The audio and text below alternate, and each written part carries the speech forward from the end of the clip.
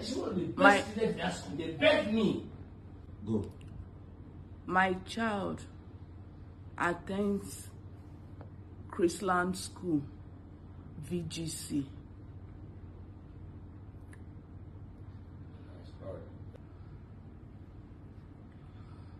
Okay. Good evening, mothers. Good evening to everybody, to fellow Nigerians. Please, I am making out this cry to everyone to help me out. About a month ago, I was on my way out of Lagos. So I got a call from Mrs. Azike, a head teacher from Chrisland. So she called me that she needed to see me. I said okay, that I'll come when I returned back. So 2 days after, I came to the school. When I got to the school, I met her with 2 other women in her office, and they introduced me as, one introduced herself as Mrs. Kemi. I can't remember her surname, and the other one. So that they came from Chrisland headquarters. I said, okay, is there a problem? They said no, that they just wanted me to know that my daughter, whom I left in their care, that they took to Dubai, that she had a kiss with a boy, and the boy also kissed her. So they found out that they got that kissing thing from True and Dear. So I said, okay, if it is that I will curtail, that what they wanted me to do was for me to take her phone from her, so that they won't keep practicing that. I said, okay, if it's just that I will collect, I was going to get the phone from her. So if there was any other thing, they said no. Even Mrs. Kemi told me that I should not tell my husband, that it is not everything women discuss or disclose this to their husband. So I said, oh, okay, no problem. As long as this is just kissing, and that I will caution my daughter. So I left them. Then I didn't hear anything from them again. The girl was going. I thought everything was fine. Not until after 2 to 3 weeks that we had that conversation, Mrs. Azike, the head teacher, now sent me a link that she wanted us to have a Zoom meeting by 5 p.m. I said okay, that I was going to join them. So by the time I logged on, I did not see anybody. I had to call her that I did not see anybody online. She now said okay, she was going to contact the rest people. I said okay. So we had that meeting. There were many people, boards of directors, which I was even the one asking them, what is your name, sir? What can you introduce yourself? And so one particularly said that his name is Aki. So the Aki was the one, like the person leading the meeting. He began by saying, if there is no forgiveness, there won't be sin. If there is no sin, there won't be forgiveness.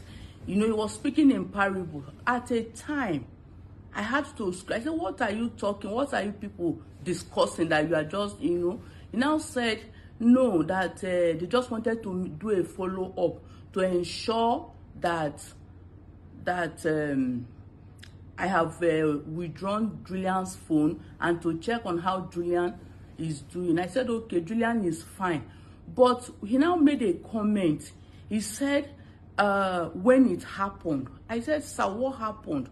He said, Julian did not tell you. I said, no, Julian did not tell me anything. So on that, I'm sure they have the record of that Zoom meeting. So I was screaming at them. I said, tell me what? I don't understand. Julian, did anything happen? Julian said no. So I said, okay, as it is now, I don't even know what you people are talking about. But if he extends more than this, that my husband will definitely know about. But the way people are calling me, that I'm not comfortable with it. So at the end, we finished the meeting and we left. They didn't tell me anything. I went on my own. So the day after, a parent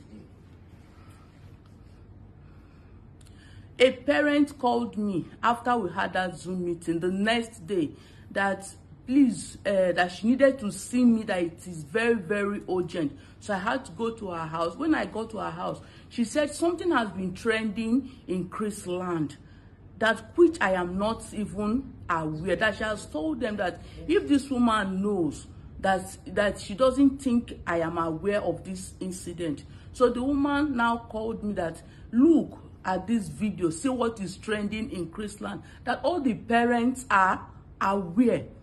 So immediately I informed my husband, look at what is going on. So we began to call Mrs. Azike. She refused to pick her call. I called her more than 20 times. She didn't respond to the call. But later, I think she spoke with my husband and told him that she doesn't know anything if such a thing existed.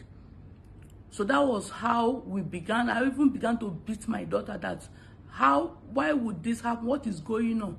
So as we were beating her, the girl now said, Mommy, please, can I talk to you? I said, okay, what is it? She said that the Chrisland, Mrs. Azike, threatened her not to speak out. That she should not speak out. So she narrated how it happened, how they abandoned them in hotel, how the school left them, and how she got, into this thing that is happening now. So even on our behalf, they have been coming to have meeting. They've been sending delegates from their headquarters to have meeting with my daughter without my consent. I was not aware, we were not informed. So please, I am begging Nigerians to help me. Help me, because Chrisland was trying to hide this issue. Chrisland was trying to push us out of the way. And my daughter was going psychologically, insane. Please, I need help as a mother. I am begging fellow Nigerians to help me. Please, that is my cry. Please.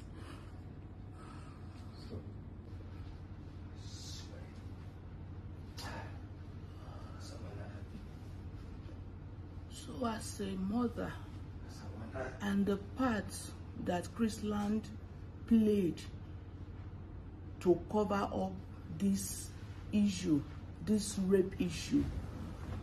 Chrisland, on the day of Mother's Day, I was in school. We were all there, not knowing that they had other people, other delegates that came to interrogate my daughter. As soon as we finished that Mother's Day, I left, and they took my daughter elsewhere to go and interrogate her without my consent. Coach. Secondly, they've been threatening my daughter that if she speaks out, that they are going to kill her. That it is a men's world. That she should keep quiet. She shouldn't disclose to me. And my daughter was dying in silence. I didn't know. Every day when she's going to school, I'll be forcing her, Julian, come out. I'll be telling her, come outside. Come outside. This child won't want to go to school. Even a teacher, Mr. Timothy, her class teacher was calling her a stupid girl, useless girl, in the midst of other children, in the midst of other students. Please help me. They took this girl, took her to go and do pregnancy tests without me knowing, without the father knowing, and lied to her that they were taking her for COVID test. They took her almost 3 times for COVID test. Please, is it possible? Do they use blood sample for COVID test? Do they use urine for COVID test? And I did not know, not until this thing came up. And to crown it all, because we have started confronting them, because we have started telling them that we are aware of what has happened, they now sent her a suspension letter. After I carried my daughter, handed her over to you, and you people were begging me that she should come. We paid a lot for her to go to that trip with you. And you got there, left them uncared for. Please help me. I need help. I need help. My daughter is not okay. Please, I need help. If there is any way you people can help me, please help me. I need help, please. All right. Okay. So, when I was asking my daughter to explain to me what happened, my daughter said that they went out in the morning to have breakfast, and one of the boys, Kachi, begged her that she should borrow him her phone charger. So she gave Kachi the charger. Then later in the evening, I think after they had dinner in the evening, the Kachi now called her room that she should come and pick up her charger. So she went there. When she went to the place to get the charger. When she got there, they opened the door, and one of them asked her to take her charger from the toilet. That it was when she entered the toilet